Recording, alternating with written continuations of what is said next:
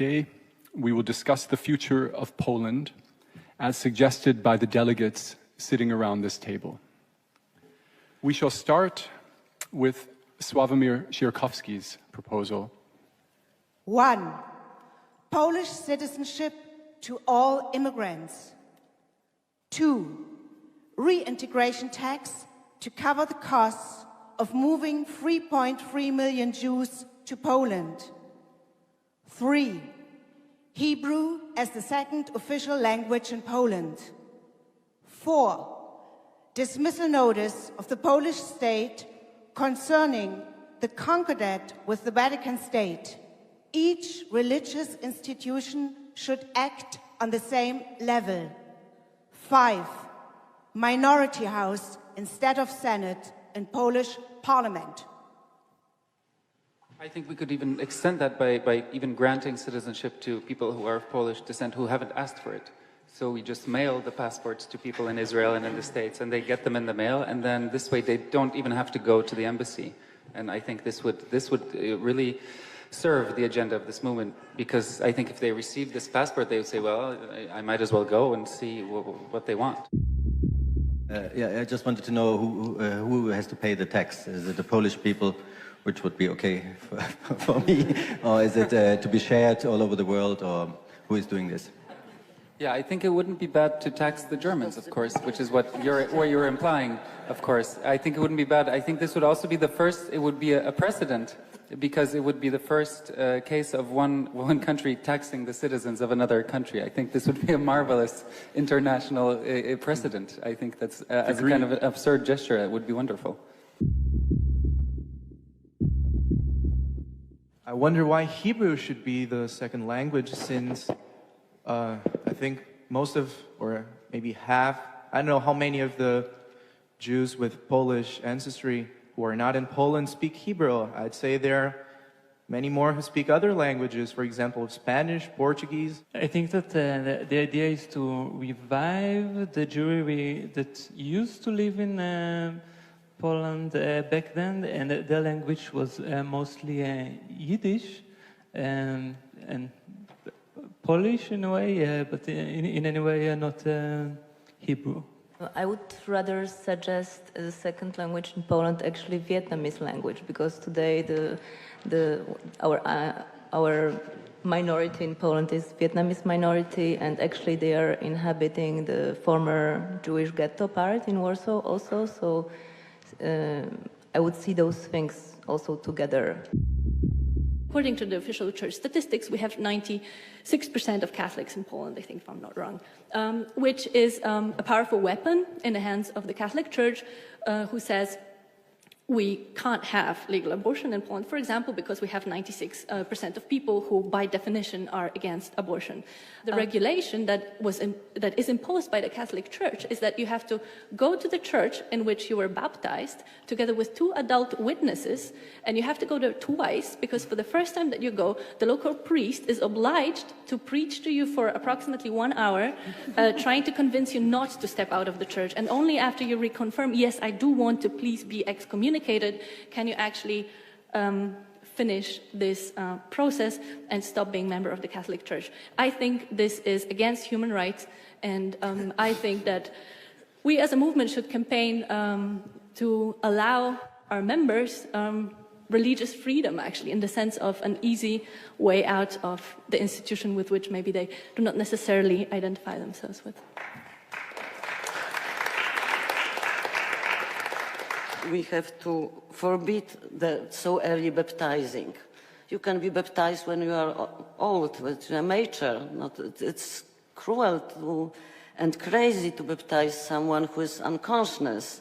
I'm for a multicultural country and multi-religion and coexisting all religion together. But for Polish Catholic Church, I would like to give some condition to this church and said that you can exist in our country together with other religions, but in one condition.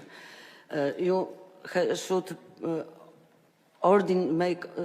decide for ordination of women for priests. It's first condition. And second, accept the homosexual marriages. And then after this condition, Polish church can exist. And that's my... Yeah, I think on a very similar issue, I think I, of course, agree with Kinga's statements about limiting and changing the practices of the Catholic Church. The problem is that one of our postulates is that all religions should be equal. We voted on this today. All religions should be treated the same. This would mean that we wouldn't allow circumcision. Dismissal notice of the Polish state concerning the concordat with the Vatican state. Each religious institution should act on the same level.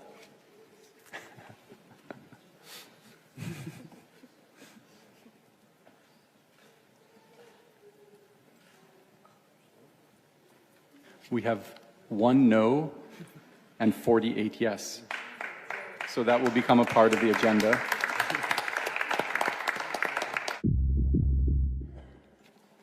So my proposal is mainly about the problem of inviting also to Poland not only 3 million and half of Jewish men, but also maybe some Jewish women, because all the time when we say Jews, we mean general, the men. But if you want to invite someone to Poland, you must really also ask the gender question. How will feel in today Poland, the women which try to live in the Poland? No reasonable woman will like to settle in a country where abortion is forbidden. It's extremely humiliating. But to change all of this, we must change something very basic, I say. We have to change the mentality of Polish men. We should limiting men's involving in all kinds of governments. I think it's a kind of parity quotes, and I think maximum 30% for men. It's more than enough. And in this way, Polish men find how it looks like living in the place where you don't have power, and it's very useful for them. Is discrimination a good response to discrimination? Is it the only way to achieve the equality? To discriminate those who are discriminating someone before? Is there any other option? Always someone who discriminates give this kind of yes, comments. It's a good thing for people who oppress, and oppression can be something, very passive. You just take rights. You just take them for granted. It's a good thing for people who have rights for granted to once not to have them, right? A good thing for people who don't get to stand in checkpoints to have to stand in checkpoints, etc., etc. We always think maybe of a certain type of Jewish people that we want to invite. And this is just an open question, like, what is our desire? Like, whom do we want to have back? Because, Mea Shearim's ways of putting things in life and the violent traditions there, it's actually so much connected to what we have already in Poland. And I'm just posing this question, do we want to invite everybody? As the American Republicans have found out, the minute they stopped being racist and anti-immigrants, they realized that a lot of immigrants and people from minorities are actually on their side in being homophobes, misogynists, and so on and so forth. So in fact, immigrants, especially from poor countries, tend to be an ally in the repressive mechanisms of the patriarchy. So this is again the question of whom do we want? Because it seems like in the imagery that Yael Bartana used in the first film, where Sławek Sierakowski gives his speech in Warsaw at the stadium, the imagery she uses suggests that the Jews that we want back are the liberal urban Jews. We want Franz Kafka, Bruno Schulz. We want Emma Goldman to come to Poland. That's whom Sławek was inviting and hoping that they would all be like this. When So I think we've come up, I think the question of patriarchy is a very, very important question, and one that really forces us to define the scope or the ideas or the goals of this movement. Because why create a movement that will again create another repressive society? Yes, we want to invite also Jewish people who are not so liberal, and we want to be for them liberal, but we want to avoid the situation when any kind of religion movement will dominate the political situation or cultural situation, and also we don't want patriarchat in our country, and that's all. In Iceland, after the speculation and the financial crash, actually what was observed in this progressive society is that the banking was too much testosterone driven, and they are considering now the anti-testosterone implementations or rules for banking sector not to be dominated by men. My idea, it's not totally changing the world and Poland forever, but it's a temporary rozwiązania? So temporary solution. Because now we have domination of men and domination of Catholic Church, so we have to stop it, to teach this men and this organization to be in equal or even lower position for some time, to have for them a new experience how to not be in power and but in lower position. So my demand is to open Poland for women, Jewish women and other women, also Polish women. There's one.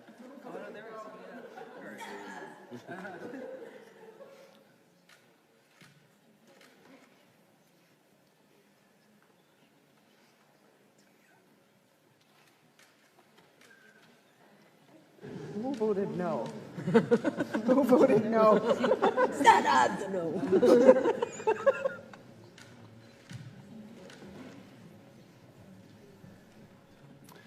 We have 2 no and 44 yes, so the proposal is accepted into the agenda.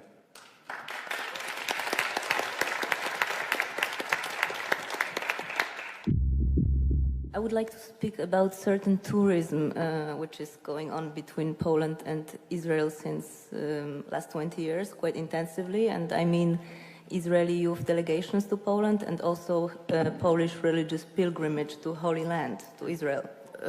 What I propose is actually through redirection of those tours to question the Polish still existing nationalism, anti-Semitism and hostility, somehow rebrand Poland as Germany did it very well, rebrand itself towards a Jewish perception.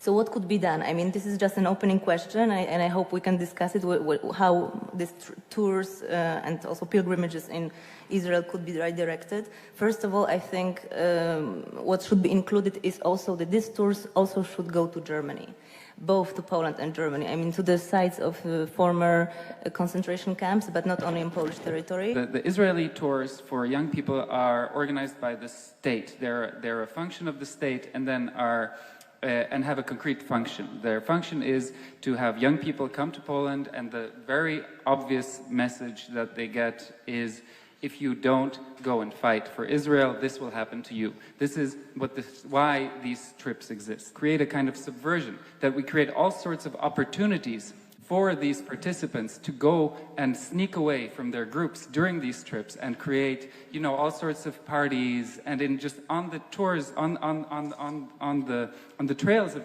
these trips, these young people coming from Israel to get this message could have all sorts of temptations, Polish temptations. That would lure them away from this military, and they would associate with, wow, Poland was this incredibly sexy place where there were all these wonderful things, but I had to listen to these terrible things that my military, that the advisors from the military kept on telling me. But I wanted to go and meet boys or meet girls and do all these things. So I think the sexual element here and the element of hormones is incredibly important and is what we can build upon here. I want Poland to be the country which is, ready to welcome the other, but I'm not quite sure, do I want Poland to be a touristic attraction? I don't find those things equal. So that is my question. Do you really see the link between tourism and welcome the other? The first visited place out of all cultural institutions is Auschwitz, of course, with 1 million visitors per year, and the second is the castle of Krakow with 500,000, so 50% less, So, and also we can see in Krakow on the daily basis the leaflets stating in one day 99 zlotys, Auschwitz, rafting, and Wieliczka, and a free pickup. Do you think that we should really make it part of the Jewish Renaissance movement to make those, I don't know, to make Poland a touristic attraction? It is quite important, I guess, also to create a situation that we also are in the dialogue and not only observed through the windows of the bus. Okay. How would you like to redirect those people, those Catholic Poles who go to Israel to see the sites where Jesus lived and died? What is your idea there? I think first they have to understand that they don't only go to the Holy Land but also to the modern country. Tourism is important because it's a tool, just to clarify the comments made, because it's a tool to achieve the goals of this movement.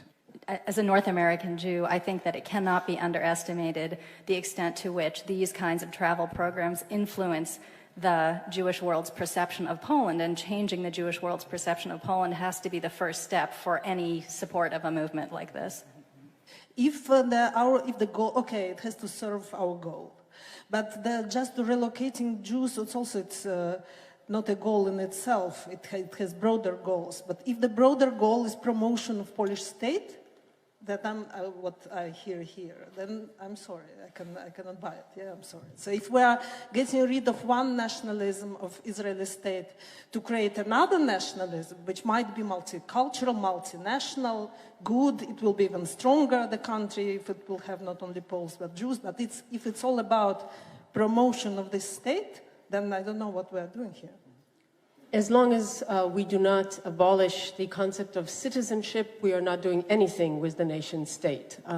So we can change numbers, we can change the configuration for sure, but it is not true that we are changing the logic of the nation state. Today, universal human rights are guarded and protected by one mechanism only, citizenship. And as long as that mechanism is, and perhaps we don't have an alternative, it's not to suggest that, but that is what nation state is. That is the system that keeps that in place, and that has not been challenged. So in that sense, she is right. There is a suggestion of removal of population from one nation state into another nation state, which will have, a multi-cultural population, and perhaps even will not be called Poland anymore, but something else. It will still be a nation state. Maybe you can do that once again, Joanna, so it can be clear for us what the proposal is. To subvert the route of Israeli youth delegations to Poland and Polish pilgrimage tours to Israel with the help of Poles, Jews, and Germans. Yes. Thank you.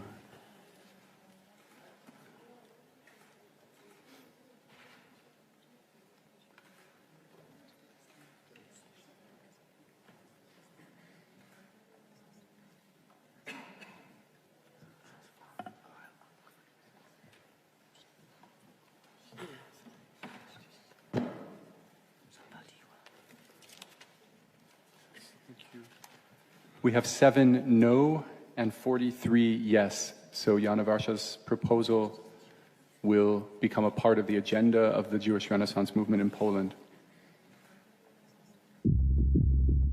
The state of Poland should devote 15% of its annual budget to culture and the arts. 15% of its annual budget to culture and the arts. This is the central state budget.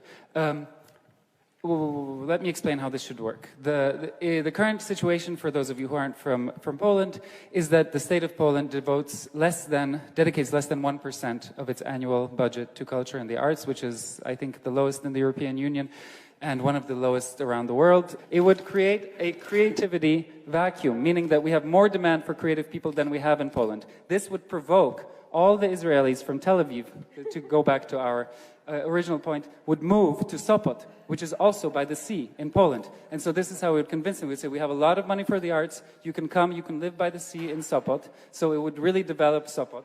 But also, I mean, they could move to other places as well. You know, everybody could move where they wanted to, of course. The creativity vacuum would draw creative people from everywhere, from around the world. So it's also a form, you could say, of creative warfare, because we would create a brain drain from all the other countries.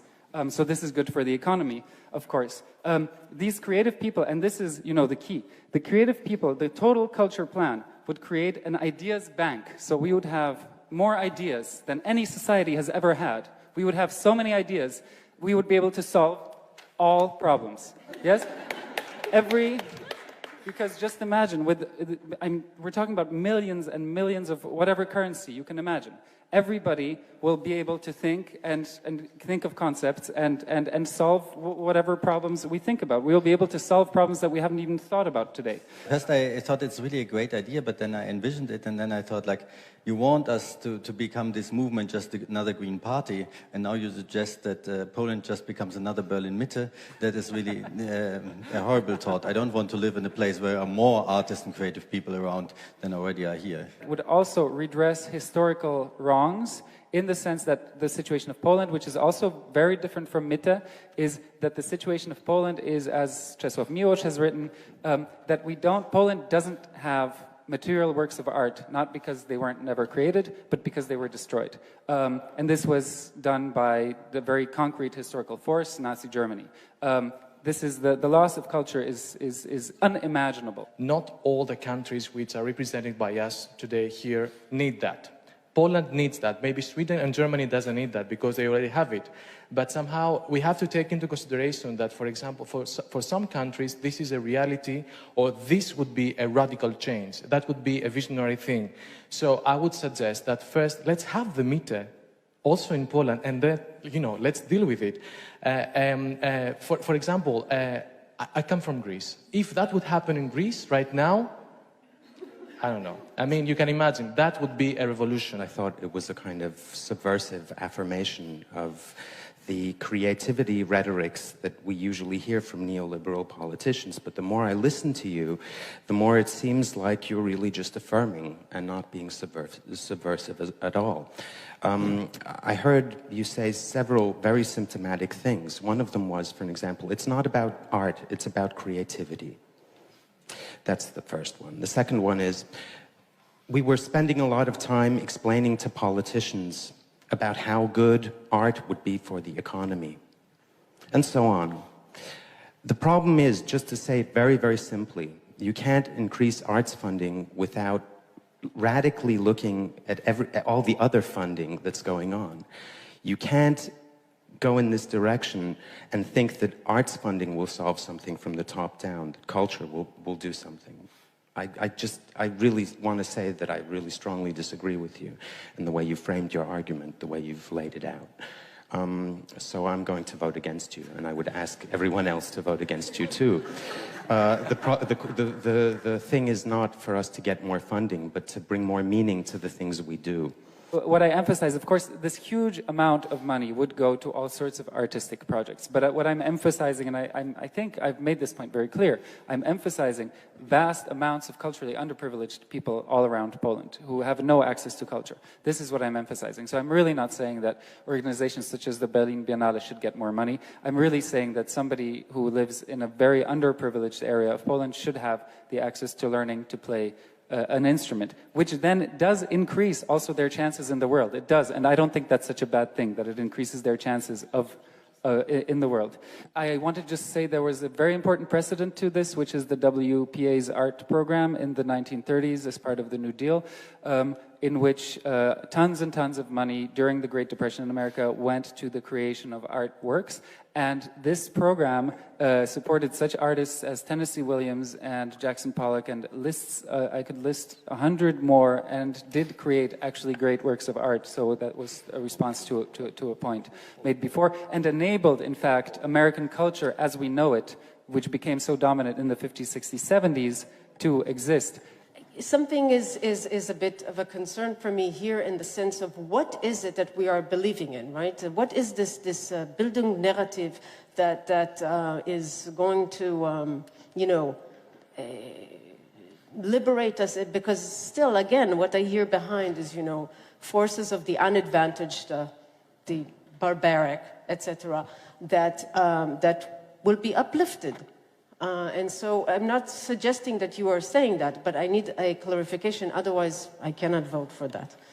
Great, thank you. So now is the opportunity for you, Michał, to summarize in your... The state of Poland should devote 15% of its annual budget to culture and the arts. Okay, and we will, concurrent with our new voting methods, we will vote now on Michał's proposal.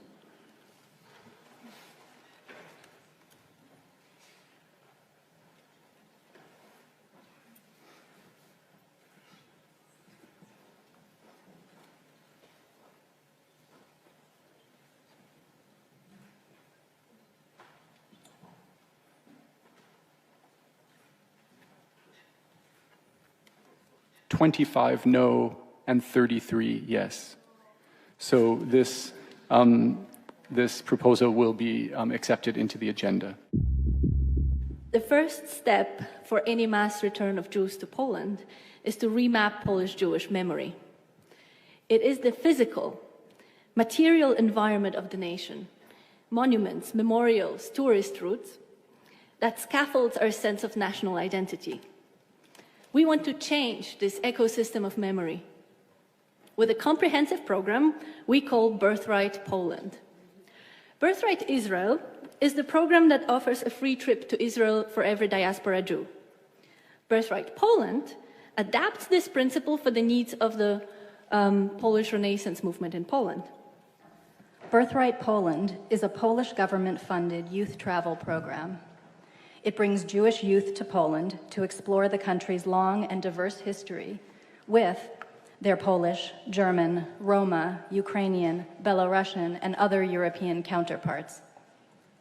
Instead of Jewish youth visiting Poland's landscape of Nazi camps, the international group will go camping. Campgrounds will be located in Polish forests. The forest is a space of possibility. Not yet mapped in the service of any one group's memory, it is a space ripe for reimagining.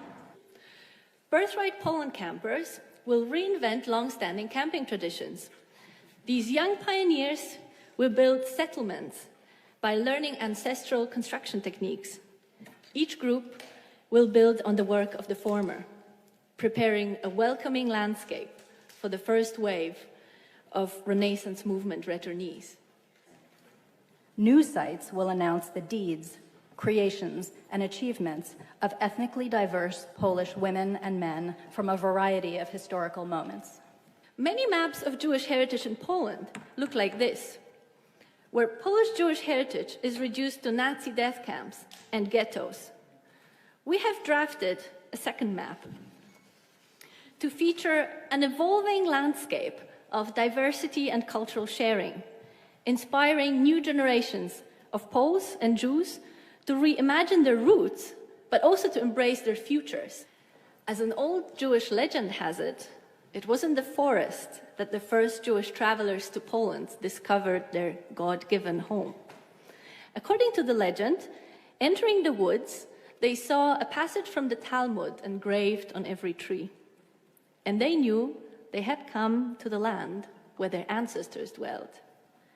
And they called the place Pauline, which in Hebrew means, "Here you shall find a haven." If Jewish life in Poland started in a forest, maybe it can restart in the forest as well. So.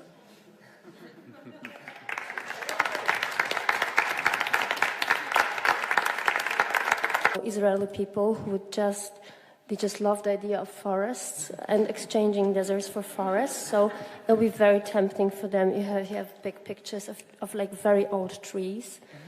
They'll be attracted immediately. Yeah. So the forest is not only a counter metaphor to the image that many Jews worldwide have of Poland being a grey country. They imagine Poland in black and white with grey skies.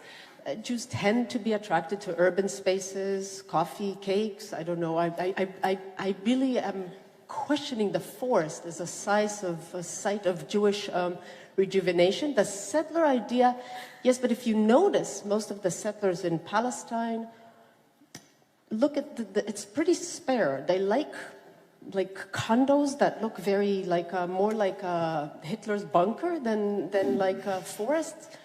So just thought, I'm not against the forest, I just think that the bond will need to be pursued a lot more aggressively. It's not a natural one. Jews will not go for forests. And our proposal from Magdalena Wadegórska and Erika Lehrer, I ask you now to vote.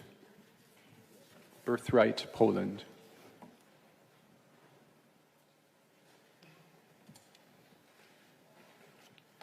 $10 no and 40 yes. So Birthright Poland will become part of the agenda.